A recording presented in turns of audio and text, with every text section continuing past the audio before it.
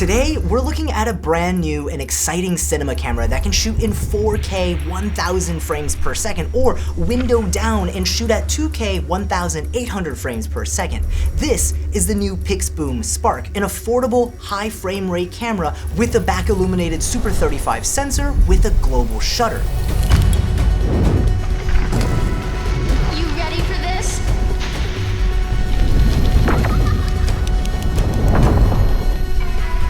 Thank you to Pixboom for sponsoring today's showcase video and for giving me a chance to test out this pre-production model of this camera for you guys to share my initial thoughts.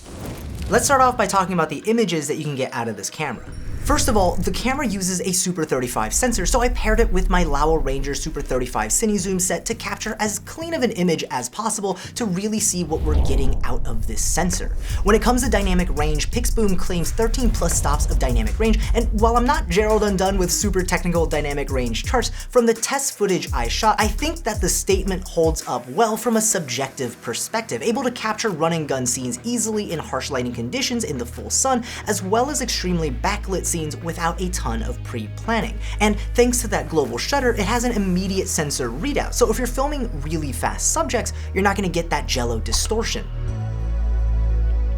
And of course, what kind of slow motion testing would it be without smashing some things? In this scene, we really wanted to see the details captured in 1000 frames per second, and we did so in a shaded outdoor scene, which of course meant we had to fight with the exposure since a 180-degree shutter would mean the shutter speed is set to 1/2000, combined with a zoom lens that only goes to t2.9 on a Super 35 sensor, meant that even though it was an outdoor scene, it was definitely on the bottom end of the exposure limit before we started pushing it into underexposed territory. And even with all of that, we were capturing some fantastic looking footage that was rich in details. Some of the softness was definitely due to the fact that I was having a hard time manual focusing because I typically rely on autofocus lenses, but even with that, the images turned out fantastic for my first time shooting on an entirely new system.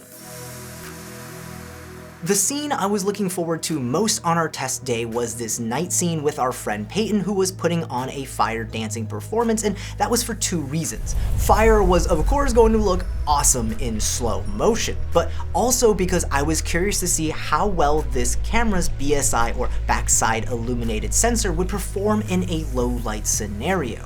If it didn't perform well, then that would mean that this camera would be limited to specific shoots that you'd have to tailor around the camera itself. But if it did perform well, then to me, that would mean that this camera would be extremely versatile for productions that want to push some really unique visuals in their normal production workflow. To me, this footage was well beyond usable. Thanks to that dual native ISO, this footage was shot at 1600 ISO and still looks incredibly clean given that we only had two lights pumping out around 150 watts each. If you punch into the image, there's definitely some digital noise present, but when viewing at a regular scale, it's a non-issue, especially if you're going to be applying some level of denoising anyways, like I do for higher production projects with plugins like Neat Video. The camera also has an unlimited record time, so there's not a software cap on how long of a take you can capture, really just however long until you fill up your storage, which we'll talk about in a minute. This camera also records in a proprietary 10-bit .pxbc format, which you will need to convert into a cinema DNG sequence, but I'll talk about that in the workflow section of this video. But my takeaway from playing with this footage is that it grades really well.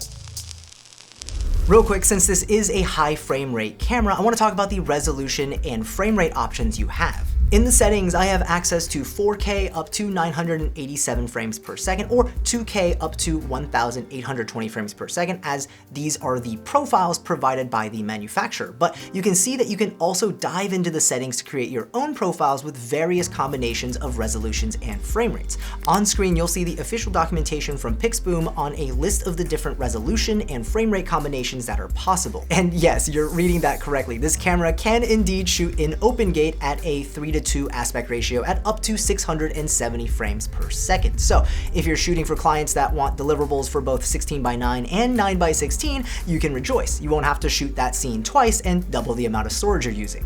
Alright, now let's take a look at the camera body itself. It's an all-aluminum alloy body available in both black and silver. For mounting options, it comes with an interchangeable E or PL mount with electronic communication, though that latter piece isn't available yet for this pre-production version of this camera, but once it is available, you will be able to get metadata written to your video files and control things like the aperture of your lens from the camera body itself.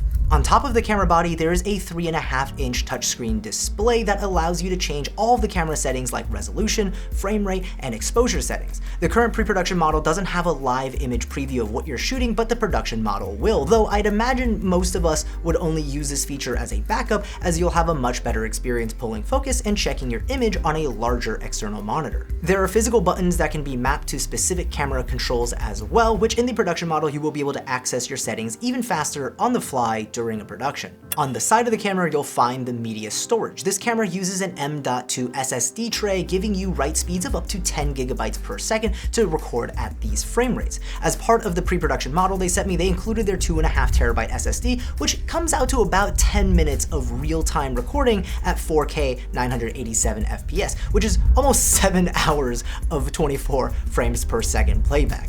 You'll also be able to power the camera off of AC power, or as you can see on the back, you can power the camera with V-mount batteries, which is what I did for the day of shooting we did with this camera. The camera also features your typical I/O layout, including HDMI out, SDI out, DC in, sync, and an extension port for Genlock, timecode, or transmitters and receivers. Lastly, the camera has built-in cooling with a temperature monitoring system to keep the camera at operational temperatures, but just know that at full tilt it does get pretty loud.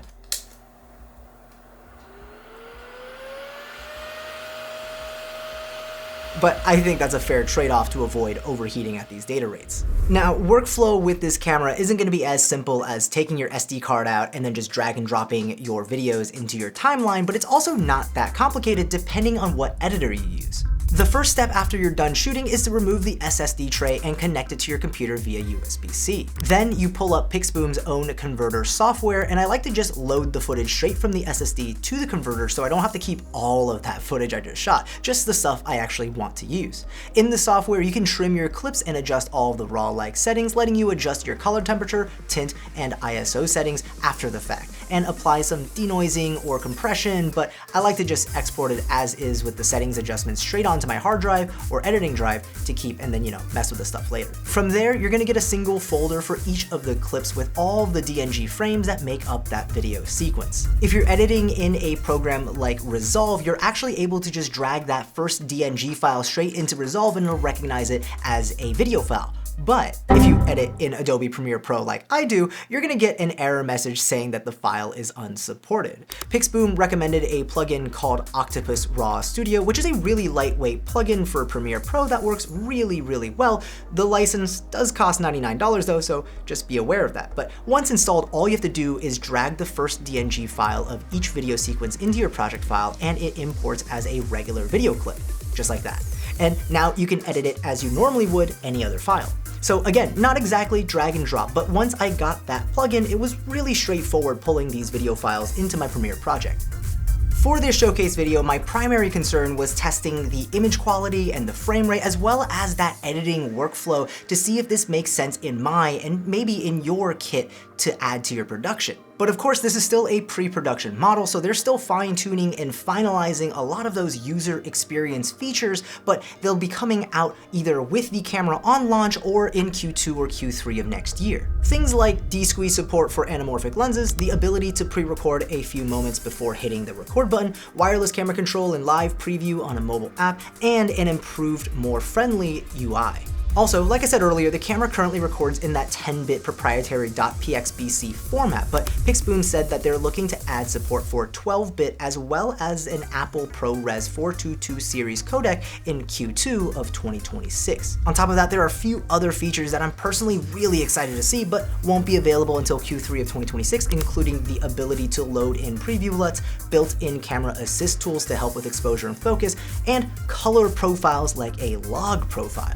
Alright, so how much does this camera cost and where can you find it if you're interested in checking it out? The retail price of this camera once launched will be $13,000, but backers of this camera on Kickstarter will have an early bird pricing of $8,000. And I know you must be thinking I've lost my mind to say that $8,000 is an affordable price tag, but when you look at the competition and the cameras that this stacks up against, you'll see what I mean. The Freefly Ember S5K, a 4K camera that can do 800 frames per second, starts at $18,000. And if you're a fan of slow-mo guys here on YouTube, then you might be familiar with the fact that they shoot with phantom cameras, like the Phantom Flex VO 4K, which was priced around $60,000 plus when it was released back in 2017.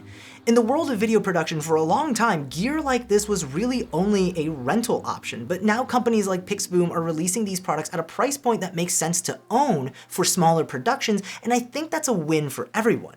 Overall, I personally love this camera. This is the first time I've been able to shoot anything at frame rates like these while still maintaining the level of quality and detail that can cut nicely with my Sony cameras. The moment we finished our test day, I was filled with ideas of fun visuals you can create with this camera. The possibilities when it comes to stuff I produce on YouTube, but even more so, the new types of shots I can incorporate into campaigns for brands and clients, being able to capture footage in a way that's novel, exciting, and screams high production value. But I won't say it was all sunshine and rainbows, because I definitely ran into some issues with this camera. Like the fact that the boot up speed of the camera is a bit slow and inconsistent, making saving batteries and booting up right before a shot a little inconvenient. There's also the issue of the fact that while I enjoy the video playback controls using a timeline slider, I think a more granular control scheme would be better. Pulling up video playback is also pretty slow, so going back through and reviewing your shots from the day can be frustrating. And from an image quality perspective, for some reason footage I shot at 24 frames per second on this camera came out heavily tinted towards the magenta side. But the reason why this didn't really impact my experience is because a lot of the issues I found were related to operating system optimizations or UI jank that should be fixed by the production version of this camera. Boot up speed, playback controls, and playback optimization I assume are the polish they're pushing towards the end of the production cycle, instead focusing on the image quality and the tech that makes this camera possible first. And even the tint issue here was easily solved in post-production since the footage is so flexible thanks to that cinema DNG format. And after talking to the chief technology officer at Pixboom, I was told that this is a known issue that they're working on resolving, and they're also planning on adding a tint adjustment setting in the settings menu to make adjustments while you shoot. Like I said, overall, I'm really interested in this camera, and one way or another, I'm going to get this camera back in my hands because I am not done yet with 4K 1000 frames per second. If you're interested in checking out this camera, I'll leave links to their Kickstarter campaign so you can learn more about the camera, and in case you're interested, you could back this camera if that's something you're into. But that's it for this one. Thank you so much for watching. Let me know in the comment section down below on what you think of this camera, and if that 8K price tag makes sense to you. Is this something that you would want to add into your workflow? And are there things that you would want to see added to this camera? Let me know in the comment section down below. All right, and don't forget to like and subscribe, and as always, I will see you in the next one. Peace.